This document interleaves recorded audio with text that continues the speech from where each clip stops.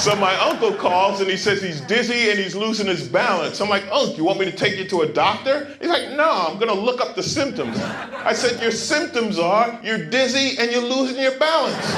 So he said, I can't get on the internet because my arm is numb. I said, well, use your good arm and dial 911. Stroke's no joke. If you or someone you love is showing symptoms of stroke, don't wait because it might be too late. Dial 911. Time lost is brain lost.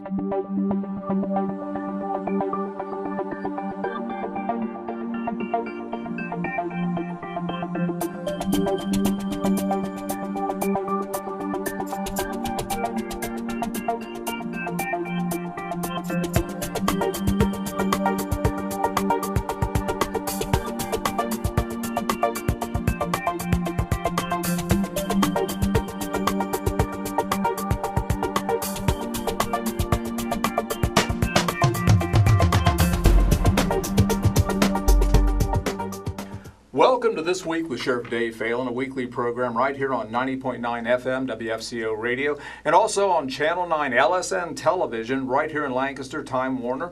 And we do appreciate each and every one of you joining us. And back by popular demand, the second week in a row is Chief Dave Bailey with the Lancaster Police Department. Good to see you back, Chief. Sheriff, thanks again. Yeah, You're brave to have me back 2 weeks in a row. Well, we're glad to have you here. Thank you. And we have a lot of fun. You know, we do indeed. We really do. So lots of stuff going on. We talked about a number of things with the Lancaster Police Department last week. But you mentioned the Officer of the Year with the Lancaster Police Department. Tell us a little bit about the Officer of the Year. Thanks for bringing that up. I'm very, very proud to announce that our 2011 Officer of the Year is Officer Adam Locke. Officer Adam Locke is on our second shift. He works between 3 and 11. And I can't think of an officer who could represent us any better than Officer Locke. He's been with us for about 15 years. He came from Perry County. I think he was on the sheriff's office over there, but it seems like he's always been with us. Adam is well known on our department as a level-headed, hard-working, professional guy that you can rely on to handle difficult situations. Something comes to mind I have to tell you about Officer Locke. Once during the Lancaster Festival, someone was distributing a petition. Nothing that unusual about that, except for after about maybe 50 people signed it, folks kind of decided it was a controversial petition. Okay. We won't go into the nature of what it was, and they all wanted to remove their names from the list. So Officer Locke is standing down there, and a pretty good-sized group of people comes up and approaches him, and they're not happy, and they want their name off the list. And the person with the petition doesn't want them to take their name off the list, and somehow he settled that whole thing, and everybody went away happy. But that's the kind of skill that he has, and we're very lucky to have him. And this is his year because he's going out on the circuit. He'll be going to some banquets and some lunches and getting some recognition that he greatly deserves. So thank you for bringing that up. And the Sheriff's Office is going to have an awards luncheon coming up, and you're going to be the guest speaker. And I can't tell you how much that means to me. That's a real opportunity to get in front of your department and tell them how much respect I have and our whole department has for them, and it's going to be a lot of fun. And I guess what I'll have to do is make sure I stay serious and on task, not get off on war stories and go that direction. But I'm really looking forward to speaking to your group, and it's going to be fun. Speaking of war stories, just briefly tell our viewers and listeners a little bit about your career here in Lancaster. Well, you and I have talked about this, and Lancaster is it's kind of a funny animal. It's not really, it seems like a small town, but in reality, I think what it is a very small city. Mm-hmm. And you'll see the same things in Lancaster that you might see in a big city, only a lot less of it, and it takes a little longer to see it. But if you're around long enough, sooner or later, you're going to see some of these same issues. So that's given me a lot of experience. I've had a lot of good luck at Lancaster Sheriff, and I'm very pleased to have this job as chief. It's an honor. I started off in 1979, boy, I hate to admit that, as an officer, and I had a great start because my coach, now retired, Charles Hayes, got me off on the right foot. Chuck Hayes was a policeman's policeman. He knew what he was doing. He was an honest, straightforward, good guy, no-nonsense kind of guy, and that launched me off on a pretty good career. And I made it through the ranks, spent some time in the Detective Bureau, quite a bit of time there. And then the opportunity came to take the Assessment Center exam for the chief, and I was very fortunate to get this position. And that's kind of the thumbnail sketch. And it really speaks volumes about you and your leadership and your abilities, because how many officers do you have with the Lancaster Police Department? Currently, right now, we have 65. 65. And, to move through that organization to the chief is quite an accomplishment. Coming from Columbus and Washington, D.C., where you had a lot of policemen, police officers.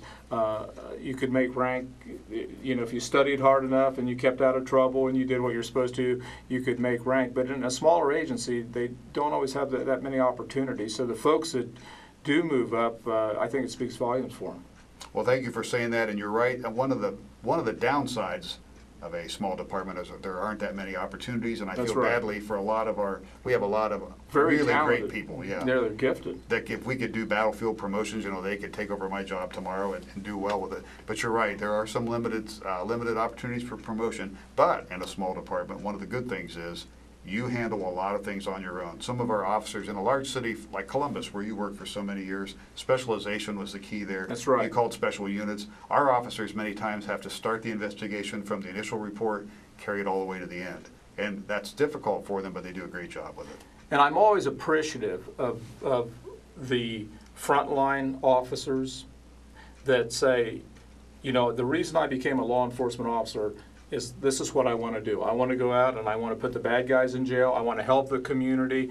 I want to assist in any way I can. And they're really not interested in promotions. And I've known some very gifted officers during my career, and they worked the neighborhoods and they did a great job. And so I'm very appreciative of those folks. There was a guy that came on in my academy class. Now this is 40 years ago, and he just retired within the last couple years, worked on the west side of Columbus, worked pretty much the same cruiser since he got out of the academy. Wow. Once he got to day shift.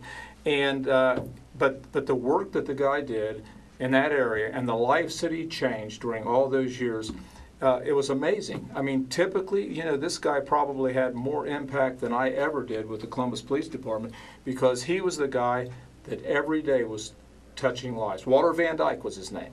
And we came on together, and Walt was a great guy, not a good friend, but I can always think about him, remember him down on that west side, walking on West Broad Street, talking, knew all the people, knew all the kids, knew their parents, probably arrested some of the parents, and just was a tradition down there.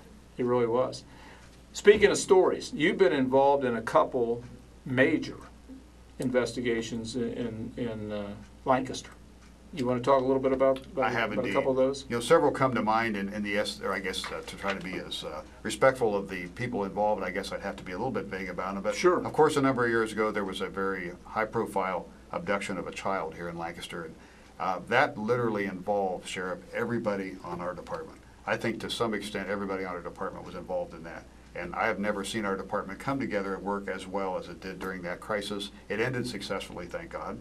Everything turned out all right. The individual was caught. The child was fine, restored to her parents. But that was an opportunity, I guess, to see the department in action under the most extreme circumstances. Over my years in the Detective Bureau, I had an opportunity to investigate several homicides. And of course, those are not that common in small towns, so you don't really have the expertise. So you have to learn fast. The learning curve is stiff, and reach out to other departments for help. And of course, many times the Columbus Police, your alma mater, send us crime scene search people or provided advice, because obviously that's a all too frequent problem for them. So yeah, several over the years. And I think you mentioned this earlier about the specialization, because if it's a big city police department like Washington, Boston, Cleveland, Cincinnati, Columbus, one individual, he'll be the burglary detective. So all that individual does is investigate burglaries. Maybe somebody does bad checks. Maybe someone does auto thefts. So they become very good at what they do. But in a community our size, our detectives, and I know they'll do the bad checks, but they're also going to be doing the homicides. They do every single crime that comes across their desk, and they do it well. And so those guys have just a wealth of experience that you really wouldn't see in a large city. They have to be able to do it all. That's right. They're true generalists. I mean, they have to know a lot or something about every little facet of investigations, and that can be tough because technology has changed. And I don't know about you, Sheriff, but when I go back and talk to the detectives, and they start talking about cell phone technology, GPS tracking, all the things that they're doing, DNA, and I think, boy, I'm kind of, it's beyond me now. I'm from the old school. We've come a long way, and I remember when I joined the Washington, D.C. Police Department, now 42 years ago in June, that we didn't have bulletproof vests. Now, people think this is really strange. We didn't have vests. We had 6-shooters and not automatics, and we did not have walkie-talkies. And I can remember myself and a partner walking on 13 Precinct in Washington, D.C., about 5 miles from the Capitol. This was a very tough neighborhood, but we had no walkie-talkies, and the way we communicated was about I can't remember if it's every 30 minutes or every hour, we would go to a call box, and there's call boxes on each corner, and I'm going to guess they're probably, I don't know if they're still there or not, I haven't been to Washington in a while, but you go to the call box, you would call in, and somebody at the desk would say, okay, Phalen and his partner, they marked in at 12 o'clock, they'd mark it. And if you didn't call in, if you forgot, or you were late, or you got tied up on something, they would send cruisers to make sure you're okay. And if we would arrest someone, and it was in mid-block, you walked them down the street and then called the paddy wagon. So, and that doesn't seem like a long time ago to me. I know it probably does to some of our viewers and listeners, but it tells you how amazing things are today compared with the GPS tracking, with the DNA, with all the things. We have officers are safer today than they probably ever have been because of the vests and because they're better trained, and again they have automatic firearms, and so it's just a lot of different things have changed. And what about you, Sheriff? How did a young man from Columbus go to Washington, D.C. to become a police officer, and then how did you get from Washington, D.C. back here to us? Well, that's a long story, but I was actually in college, and I was working for a radio station. I was working for WBBY, and that's up around Marysville. And so I'm on the radio, and but I didn't hardly make any money. I mean, I was about to get starved to death. And one day I look in the newspaper, and my heart was to be a Columbus police officer, but it was very difficult to get on. They weren't hiring many. And I look in the paper, and they were advertising for police officers in Washington, D.C. And they were going to give the test in downtown Columbus. And so I said, Washington, D.C. So I took the test, and then they did the background check and everything. And at that time, and this is going back to the late 60s, early 70s, they were actually almost doubling the size of the Metropolitan Police Department. They were going to go from about 2,500 to about 5,000. Wow. Because of all the riots, all the mass demonstrations that was taking place in Washington, D.C. So I take the test, I go through the background and all this stuff, and they actually moved me from Columbus to Washington, D.C. And so I was this young 22-year-old kid from Columbus and in this big city, and it was a great place to learn how to be a cop. I'll bet. It really was, because you learned, and I saw things that I probably would have never seen in 100 years any other place. We were involved in the mass demonstrations at that time. The May Day demonstration, May of 1971, the largest demonstration in the history of the United States to this day. I was at that. I can remember it. Wow. It was overwhelming. And I was there a couple years and working and enjoying myself, but I was kind of homesick.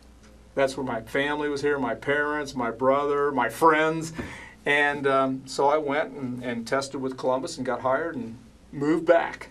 And but it was a great move. If that wouldn't have happened, I wouldn't be here. I might have been probably still in Washington, D.C. somewhere. But then you went up the ranks in Columbus as well. So you started on a different career path there. Yeah, did, and worked there as an officer, detective, and was promoted to sergeant, became the vice bureau sergeant for a number of years, and then lieutenant, patrolling in the narcotics bureau. And then, lo and behold, became the sheriff of Fairfield County. That was not in the plans, that's for sure. That's quite an impressive career path. And then your chief deputy, your number 2 man, is also a Columbus PD graduate, if you will. Yeah, Jerry Perigo, our chief deputy, has really helped me throughout my tenure as sheriff. And he's more of an administrative guy than I am. He likes to write the directives, to review all the reports and everything. I would rather be out talking to you here on a program or out in the community. So we really kind of complement each other, and we have for 20 years, a long time. I know that Chief Deputy Perigo has got a real good rapport with our department, yes, he does. And we really enjoy working with him as well. Chief, we're almost out of time. Appreciate you being with us. Would like to have you come back another time if you would. kind of Enjoy keep us being here, updated and on I enjoy what's going hearing on. about your career, and I was hoping we could get into some juicy war stories, but maybe next time. Yeah, we look forward to that. Well, the clock on the wall says we've got to go. Do appreciate the folks here at Fairfield Christian Academy, JT Burcham and all the gang putting this program together, producing this program each and every week, taking time out of their day at no cost to the sheriff's office or anyone else. They do it because they are very good citizens and they do a terrific job on putting this program together. Look forward to seeing you here next week. Until then, buckle up if you're driving. God bless, and we'll see you right here.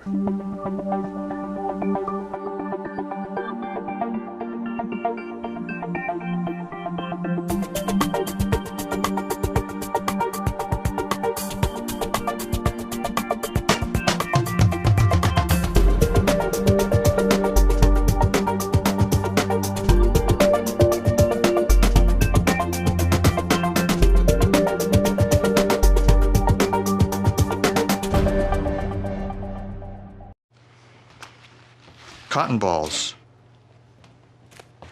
Duct tape. Spoon. Needle? Thread.